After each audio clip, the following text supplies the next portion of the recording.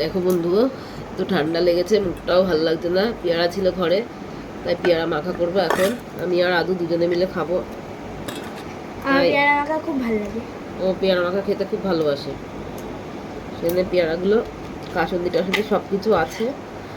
আর লোকের বাড়ি থেকে একটু গন্ধরাজ পাতাও চেয়ে এনেছি। আমাদের বাড়িতে গন্ধরাজ লেবু গাছ নেই, কোনো লেবু গাছই নেই। আমাদের বাড়ি শুধু বেল গাছ আছে, আর কোনো গাছ নেই। ছোট ছোট করে পেয়ারাগুলো টুকরো টুকরো করে নেব। এই এরকম ছোট ছোট করে করে নেব, সব চাকুতে লাগবে।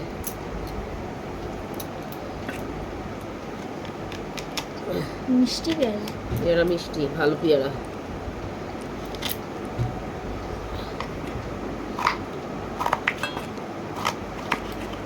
পড়ে গেল। পড়ে গেলে তুলে খাবো আবার কি। এবার দুটো কাঁচা লঙ্কা কুচিয়ে নিয়েছি, গন্ধরাজ লেবু পাতা আর ধনে পাতা কুচিয়ে নিয়েছি, সবগুলোর মধ্যে দিয়ে দেব।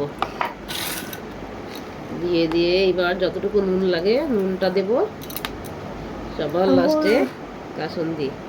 আমার খুব লোভ লাগছে। এবার এইগুলোকে ভালো করে মেখে নেব। পেয়ারা মাখা খেতে ভীষণ ভালো লাগে। আর একটু কাসুন্দি দাও। আর একটু কাসুন্দি দেবো, এত বেশি? ব্যাস। কাসুন্দি কাসুন্দি করে খাবে আদু। টুথপিক থাকলে ভালো হতো। টুথপিক থাকলে ভালো হ্যাঁ, হতো। টুথপিক নেই। এই যে বন্ধুরা, হয়ে গেছে। খেয়ে দেখ তুই আগে।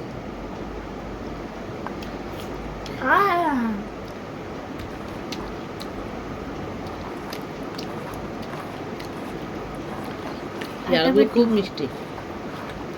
ফাটাফাটি হয়েছে। আমাদের পেয়ারা মাখা হয়ে গেছে, এবার দুজনে মিলে খাবো বসে বসে।